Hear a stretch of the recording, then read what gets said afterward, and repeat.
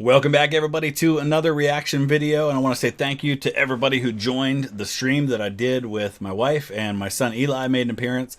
Apologies that the weather's really bad here today in Ohio, and it's really rainy, and for some reason on Sunday afternoons our Wi-Fi gets really funky anyway. I don't know why that is, but had to cut the stream a little short. But thank you to everybody for joining us. Thank you to everybody for pushing us over 85,000 subscribers today. Just insane to me how quickly this channel and this community are growing, and I'm grateful to each and every one of you who are a part of that. It really is a community, and I'm so glad that every one of you have joined on. The whole goal of this, it's not about reactions, it's not about the content for me so much as it is an opportunity for us to share what we love and to learn together. So I hope that you're doing that. I've learned some things from you guys along the way, which is the whole point. And these reaction videos do make it possible for me to be able to do more of my own original content too. So thank you for enjoying and supporting both. Also, thank you to everybody who has joined. We just made memberships live a couple of days ago, and we already have like 15 of you that have joined as members. So thank you for that as well. I wanted to dive into a little bit more extra history today. This is kind of a one-off deal. This is their video on the Boston Massacre, as it has come to be known. Obviously, that's a little bit of patriot propaganda. It was hardly a massacre. And it certainly was provoked. And I haven't watched this video yet, so I'm curious to see how they're going to present it. But we'll talk a little bit about it, and I'll try to fill in some gaps along the way. I hope you enjoy it. Make sure you check out the original content. There's a link in the description below. And don't forget to hit like at the end of this video. Thanks for watching. 1770. A frigid winter night. Sounds of a fight echo on King Street. A British sentry strikes a local citizen, and other citizens begin to gather. Reinforcements arrive to back up the young sentry. Then, someone rings the fire bell, drawing more people out into the streets. The crowd shouts insults. So I believe there actually was a fire that was happening in that neighborhood. If you watch the HBO series John Adams, it shows the night of the Boston Massacre from John Adams' perspective. He lived in that area.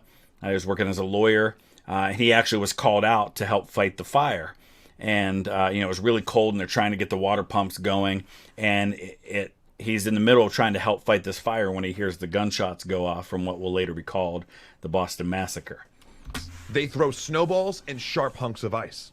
Outnumbered and overwhelmed, the soldiers fix bayonets. Their breath mists the air. Everything is chaos, noise, and flying ice. Then, out of the darkness comes a shout. Fire!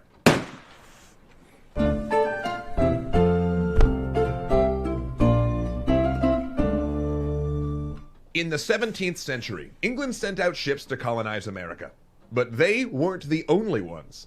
Dutch, Swedish, and French also made claims on the continent. And in the 18th century, England fought a series of costly wars to protect their overseas conquests. But defending all those colonies, and colonists, cost money.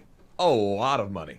So in a bid to balance the books, British leadership decided that the colonists should help pay the cost of their defense. The American colonists were not pleased. So we talked a little bit about this already in the video I did yesterday about the American Revolution. But speaking from an American perspective, obviously we are raised being taught about this in a particular way. And I don't know if they still teach it the same way or not. But basically I grew up hearing that this was British tyranny, and American patriots were fighting back against British tyranny. But if you dig a little deeper, as is often the case with most historical events, there's another side to this. This war that they're talking about, the defense of the colonies, is really, it's what's called globally the 7 Years' War, what's called here in America the French and Indian War. It was basically started by us, by none other than George Washington, who kind of ticked off some French soldiers on the frontier and ended up having to build a place called Fort Necessity that he eventually surrendered to the French. And there's a lot more to that story. But the British had to send a bunch of troops. They win the war, and basically it was spent defending these colonies. And then they institute a series of taxes to try and make back some of the revenue, the very expensive cost of these soldiers. All really, in hindsight, very reasonable things. But really what was happening here, and somebody made the point yesterday, and I think it's a really important one. The British government had been so hands off of the colonies for so long that the colonies basically were, in some ways, independent. They were kind of running their own show. And so when the government finally tries to assert some authority, the colonies are so used to that not being the case that they kind of are like, wait, what are you doing? You know, it's like if you had a dog that was always allowed to roam free in the backyard and suddenly you put him on a leash. Imagine how they're going to respond to that instead of always having been on the leash. And so the colonists were looking for a reason for a fight, I think, a lot of them, at least in New England. And the Boston Massacre becomes one of those propaganda tools in achieving that aim. And though each of the 13 colonies had different lifestyles and customs, their leading inhabitants all began to unite in their displeasure at their faraway government. Then in 1765, the government imposed the Stamp Act, requiring colonial paper goods to be printed on sheets made in London and marked with a special stamp. This included things like newspapers, playing cards, and legal documents. In other words, it hit the most influential people in American society: newspaper owners, lawyers, tavern keepers, and merchants. And this is important. The people who are most impacted by this are also the ones who have the loudest voices and the most ability to influence people's thinking and their views on this. In addition, Parliament had bypassed colonial legal systems and directly levied many taxes on the colonists. This arguably violated the 1689 English Bill of Rights, which stated that levying taxes without the assent of Parliament was illegal. And though parliamentary representation for the colonies had been discussed, no one had ever worked out a plan that satisfied both the colonists and Parliament. As a result, cries of "no taxation without representation" rang through the colonies. And as we said yesterday, representation wouldn't have changed the outcome. They wouldn't have had the votes to be able to keep these taxes from happening, but maybe they could at least argue that they had their voice heard. Now, there was a member of the cabinet whose job it was to oversee the colonies. I forget exactly the title, what it was, but there was a member of the British cabinet whose responsibility for the overseas colony. There was little real agreement, but many colonists found common ground in resisting the idea that Americans should pay for a war that Britain had fought for its own benefit. The government, on the other hand, saw the colonists as spoiled. Even with the new levies, they had lower taxes than most Englishmen at home, and frequently more rights. That's important to remember. They're fighting over taxes that, even with them implemented, were still a far better situation than what native British people faced back home. And what ends up following, and the Boston Massacre is part of this, is a series of escalations by both sides, as is often the case. The colonies overreact to what are probably reasonable taxes, to which the British government actually, cancels, ends most of the taxes, but insists on a couple of them. And then the colonists still fight against that. So then the British government ramps up the tension, and then the colonists ramp up the tension, start doing acts of violence and destructive things, which cause the British government to start putting martial law in place and sending troops, which escalates until you get the Boston Massacre. Not to mention, the 7 Years' War had been fought to defend the colonists' land, for Pete's sake. So Parliament ignored the protests, passed more taxes, and sent troops to protect its officials and enforce the new laws, forcing the colonists to pay for housing and feeding them. Soon, resentment boiled between the colonists and soldiers, and in late February, a mob gathered outside a customs official's house and began throwing stones through his windows. The official fired a pistol at the crowd and fatally wounded an 11-year-old boy. 2,000 people attended the funeral. Yep. Then, on March 2nd, 1770, a group of British soldiers passed some local workers. The soldiers have been there several months, and after the mass funeral, tensions are at a peak. One of the workers insults a soldier, who responds by striking him with his musket. A fight breaks out, quickly spiraling into a riot, as many more workers and soldiers pile in. Outnumbered, the soldiers retreat to jeers. So this is where the tension is getting higher, and little things can set it off. In this case, this soldier gets insulted. He should have just kept on walking, but you can probably guess this was hardly the first time he had been insulted. This probably was happening for a while, and it just caught him on a bad day, and he overreacted and did what he shouldn't have done, and this just escalates it a little further. It's a prelude. 3 days later, a wigmaker's apprentice taunts a British officer. A private standing outside of the customs house calls out that the apprentice should be more respectful. They exchange insults. The apprentice pokes the officer in the chest, and the private loses his patience and clubs the apprentice with his musket stock. The blow draws a crowd, and the situation deteriorates. Someone rings the church bell, signaling fire. Civilians, confused, pour into the streets. 50 Bostonians, led by Crispus Attucks, a free man of African and Native American heritage, press around the private. He retreats to the steps of the customs house, calling for help. 7 soldiers, led by Captain Thomas Preston, come to his aid. They push their way through the crowd and form a semicircle on the steps, muskets loaded and bayonets fixed. They're surrounded by several hundred people, some armed with rope makers' clubs. The crowd throws snowballs, ice, and razor-sharp oyster shells. They chant, "Fire! Fire! Fire!" A merchant, Richard Palmer, asks Preston if he intends to order his men to shoot. Preston replies that he will not. You have to think that this is exactly what Samuel Adams and people of his thought process wanted here. They wanted to provoke these soldiers, and they pushed them too far.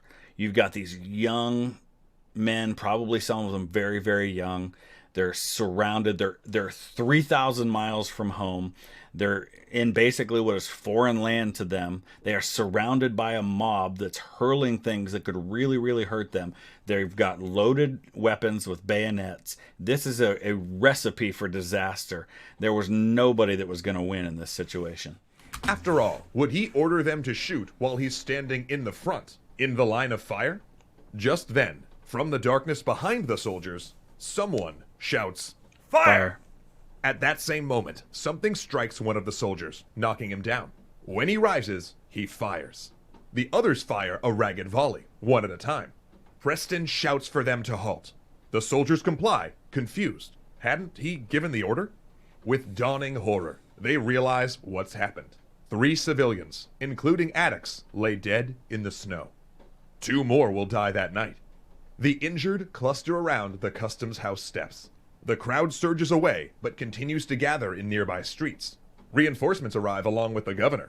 Enraged citizens force him inside the State House, and from the balcony, he promises that if they disperse, there will be a proper inquiry and trial. Appeased, the crowd begins to break up. The next morning, Captain Preston and 8 other soldiers are arrested.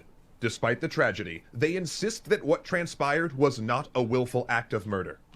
And to the credit of the colonists here, this could have escalated further. But thankfully, they did back off at that point. They did disperse. They did allow justice to run its course. Those 5 men who died are buried in what's called the Granary Burying Ground. I got to visit there a few years ago. That's where I think Samuel Adams is buried, like right next to them in the same cemetery. Paul Revere's buried there. I think Ben Franklin's mother is buried there. It's a very small cemetery, but a lot of history and just like a couple hundred square feet there. But definitely worth your time if you're ever in downtown Boston. It's just a real short walk from like Boston Common, where you can see that famous bronze sculpture for the 54th Massachusetts. You can see the Granary Burying Ground. You can go over to the spot of the Boston Massacre, which is right in front of the State House. It's a lot of history right in a real small area there. They'd been outnumbered, threatened, and assaulted for hours. But public opinion didn't care. In the weeks following the massacre, British loyalists and Boston radicals fought a propaganda war. Paul Revere published an engraving showing the soldiers firing a coordinated volley into a peaceful, unarmed crowd. So here's where you get the propaganda, okay? Nobody's going to portray this the way it actually happened. Obviously, if you are Paul Revere, if you're Sam Adams, if you are trying to fight and push people toward independence from the British Crown, you're going to spin this as, look at what the tyrannical British government has done. They sent these troops and murdered innocent civilians in the street. They lined them up and they fired a volley. They spin this as the Boston Massacre, not as a terrible situation that got out of hand and was confused and turned ugly, and both sides were to blame. But thankfully, you have men like John Adams, who's an ardent patriot and who believes strongly in the Americans' right to self-governance, and will end up being one of the most forceful and important founding fathers, ends up the defense attorney in this trial, and by and large gets most of the men found not guilty. There's a couple of minor charges, I think manslaughter, guilty of manslaughter in a couple cases, but pretty minor sentences. Both sides told vastly different stories of what took place. Loyalists insisted the citizens were to blame for refusing to follow British laws, and radicals insisted the massacre was intentional, unprovoked attack designed to quell the spirit of liberty. Clashes continued between the citizens of Boston and British troops, and eventually the British withdrew the entire 29th Regiment from Boston in order to keep the peace. The governor postponed the trial until things calmed down, and in that lull, Boston had to decide, what would they do with the soldiers? What could justice look like? And who would possibly take their case? John Adams. They found their salvation in John Adams. Although an outspoken opponent of the Stamp Act, Adams was also dedicated to impartial enforcement of the law.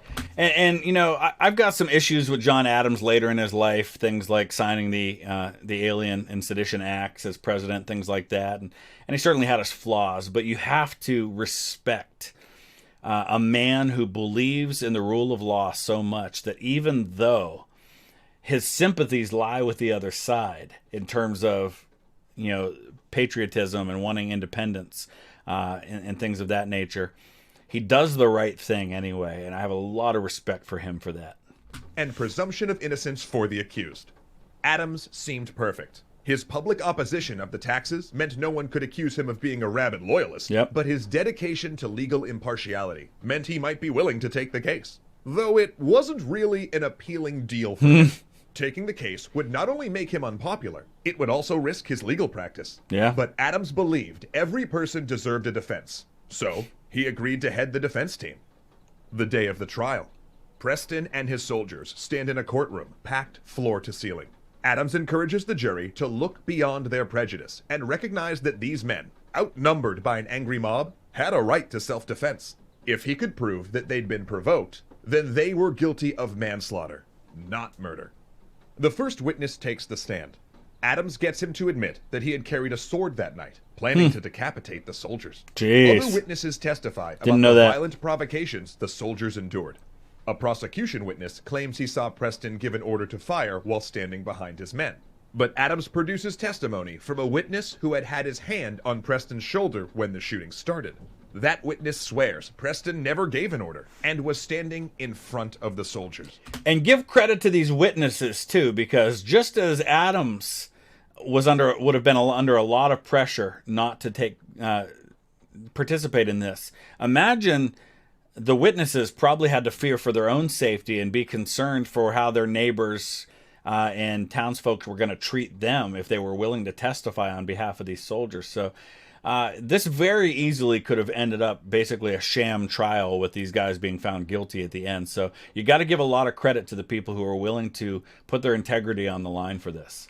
2 more witnesses swear the shout of "fire" did not come from Preston. Testimony is over. Time for closing remarks.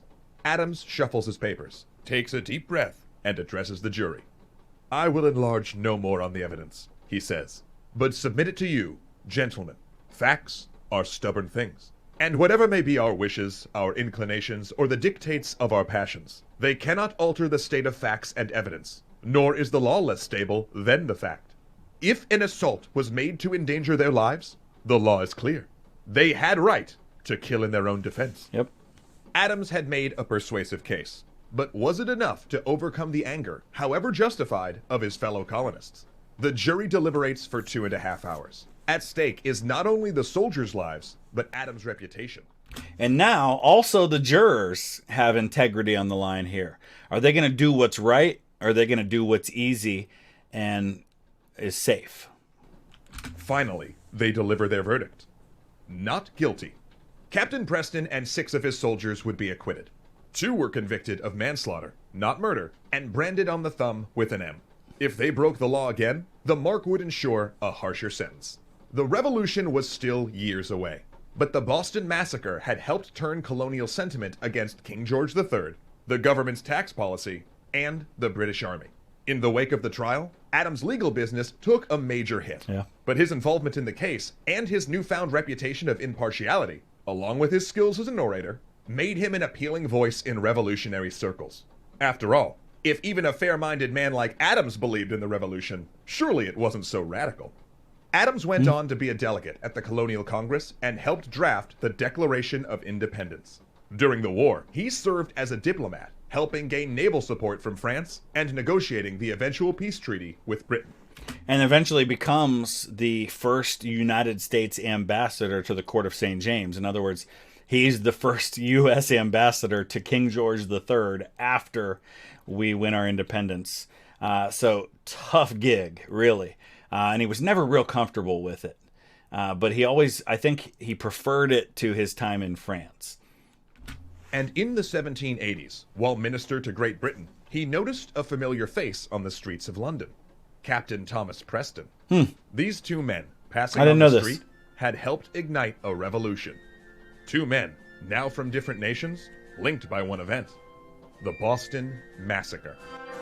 So that was pretty cool. It's a great thing for us to have an opportunity to be able to chat a little more about these events, the Boston Massacre. We talked about the revolution a little bit yesterday. Check that video out if you get a chance.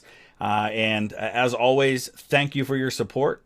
Looking forward to that continued support. Join us on Discord for a continuation of the conversation. Thanks for watching.